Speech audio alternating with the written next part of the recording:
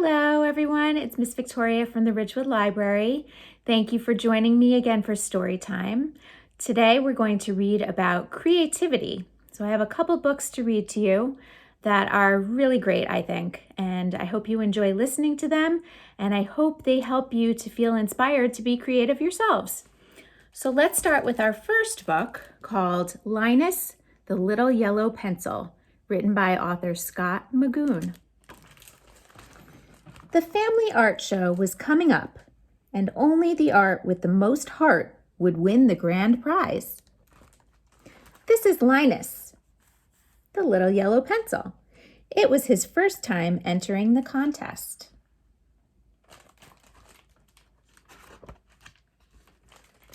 And this is Ernie, Linus's eraser. He was pretty hard on Linus. We're not going to win with this drawing, he thought, of Tyrannosaurus rocks. What if everyone laughs at us when they see these dreadful drawings?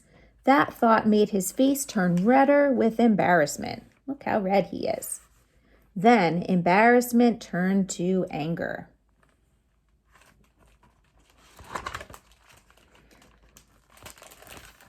You call that a straight line? Rub-a-dub-a-rub when Ernie and Linus's line was gone. See, he erased that line.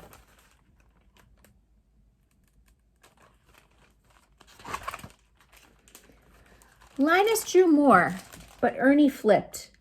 You can't even make a stick figure? Oh, I don't know, said Linus. I like this one. No, trust me, said Ernie. So Linus tried again, but it was no use. Ernie didn't like a single mark Linus made. Rub-a-dub-a-rub went Ernie, and Linus's lines were gone. Soon all of Linus's drawings were gone. How could they enter the contest now? I don't know about you, but I like Linus's drawings. They're pretty cool. I guess Ernie feels differently. Linus watched from the sidelines as his family prepared for the show. He saw brush painter art proudly, freely, and happily. Must be nice to brush those cares aside, he thought, bristling with envy. Stay loose, said ink. I love her color choices, said red paint. You're always gushing, said orange paint.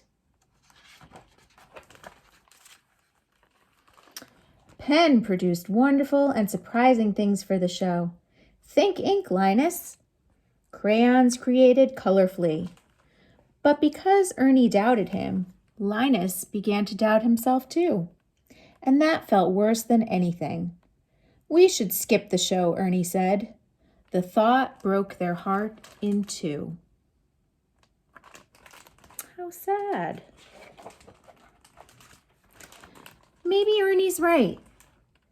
I'm not an artist, Linus sighed. I should stop drawing.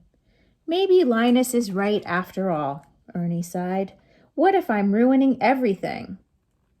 Linus, do you mind? Said the red pencil. Frustrated, Linus and Ernie were drawn to the very edge.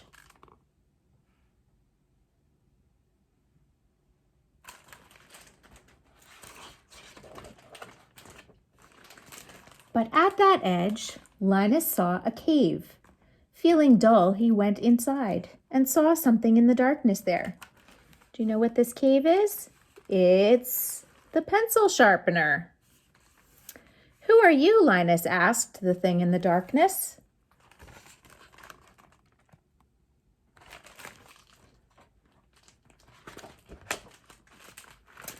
I am Smudge, the thing said. You look a bit worn down. What troubles you? I'm no artist. I'm going to quit drawing, Linus said. I was once part of many pencils before you, Smudge began. You might say you are of my lineage. But look at me now. I am truly unable to draw. Instead, I wait here in the darkness. But you? There is still time. You must go on. But Ernie, he's my eraser. He really rubs me the wrong way. Let the eraser erase. It is no matter, Smudge said. Find your path by drawing it. Now go. Get that lead out.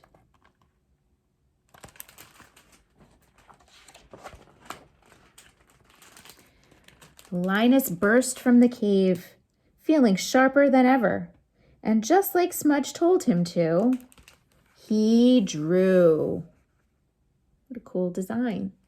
He started with a squiggle, a scribble, and then a smudge. An idea blossomed in Linus. He was feeling those creative juices. Erase just a little, Ernie, Linus said. Hey, something new, said Linus. I like it.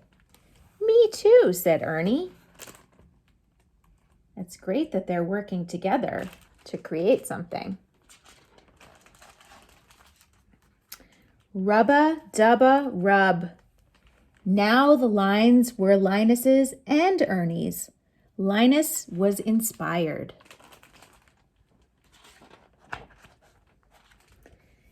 They drew wildly and joyfully together. It was the most fun either one of them had ever had.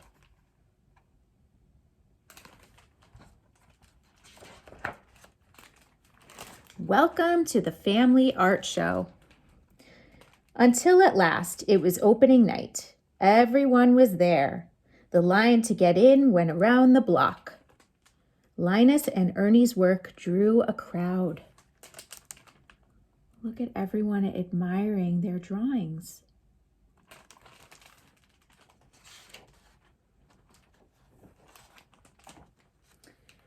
Their art had the most heart. Remarkable. Linus and Ernie lined happily ever after. The blend.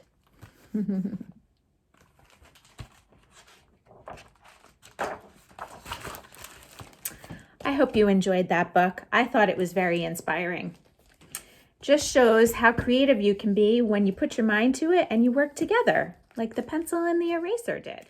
And now here's our next book called Beautiful Hands. This is written by authors Catherine Otoshi and Brett Baumgarten.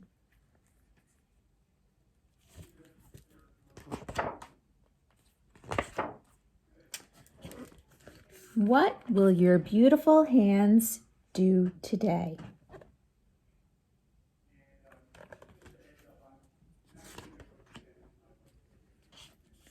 Will they plant? What can you plant?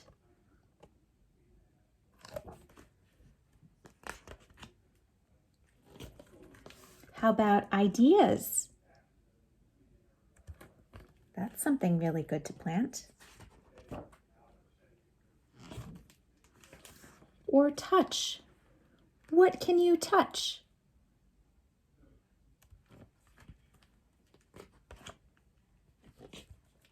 Hearts? That's a good idea.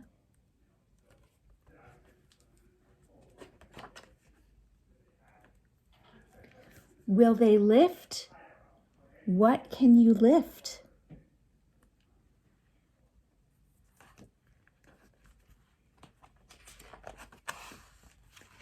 Spirits? I like that. See, the bird is lifting himself up with his wings. Or stretch. What can you stretch?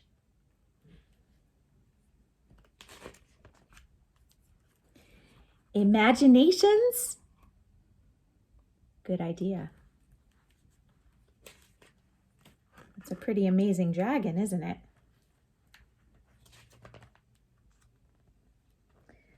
Will they reach? What can you reach? See all those hands reaching into the air? Love? That's a good thing to reach for.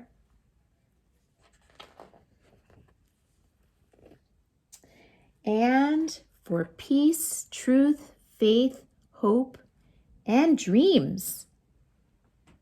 All wonderful things to reach for. What will your beautiful hands do?